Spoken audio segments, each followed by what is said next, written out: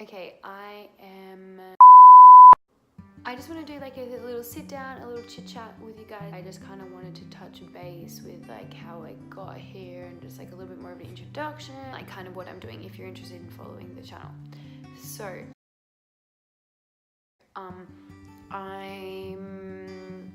I turned 22 in August this year and I moved to Paris.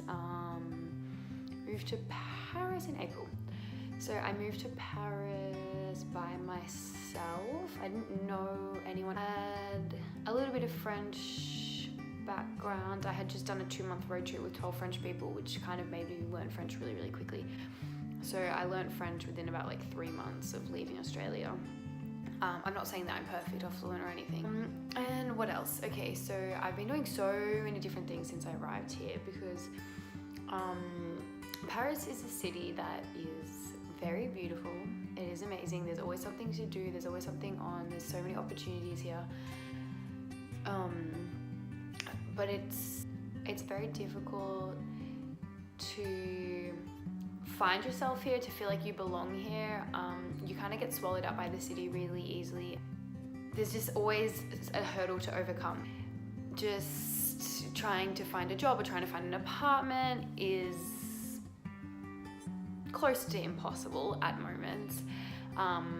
Things like this, everything that you just want to be able to do, everything that's to do with everyday life is just so much harder than I have experienced back home in Australia. And so just kind of overcoming that, especially for me who didn't have a plan. I didn't have a job lined up. I wasn't enrolled in a university. I didn't know anyone. I didn't have a support system around me.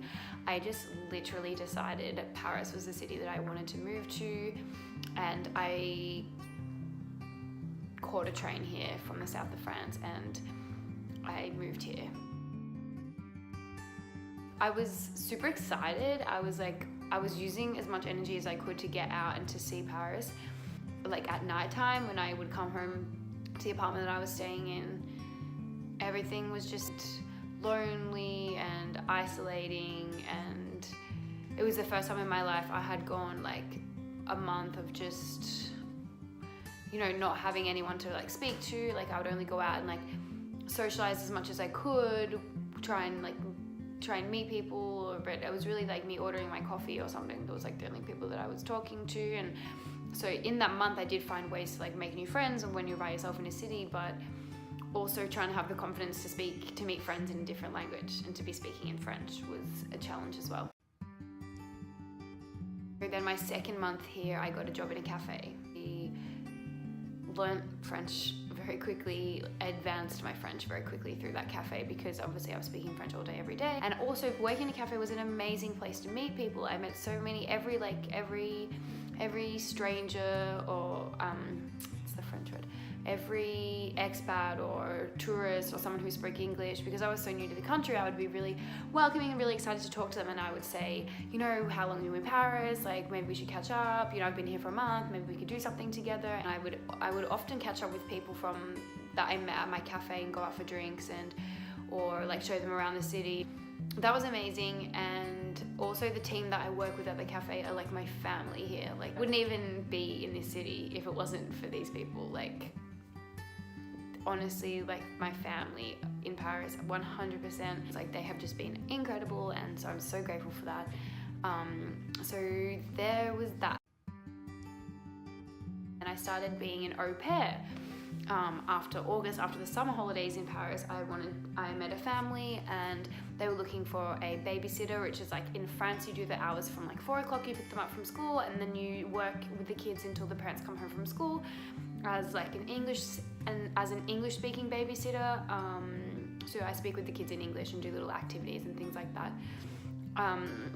So that's amazing. And if you're thinking about coming to Paris, I would definitely look into being an au pair because it's like really good money and there are amazing families here that you can work with, and also it's not that many hours a week. So if you're studying full-time, it's great to like, if you're finished uni by like 3 o'clock, you can go and you can be getting a pretty good income while studying full-time. So I would definitely suggest that as a job.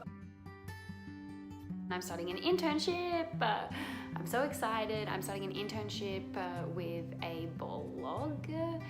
It's a blog about Paris, and I don't know if you know this, but I have my own blog.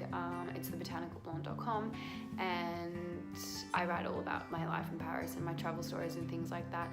So I'm so excited to work with this blog, doing an internship in writing and editing and photography and all this sort of stuff, everything that they need for the blog, and just learning as much as I can and getting my name out there as like a writer and trying to share some articles and, you know, just get as much experience as I can. I really was searching for something more in my kind of area, in the area that I want to focus my future towards.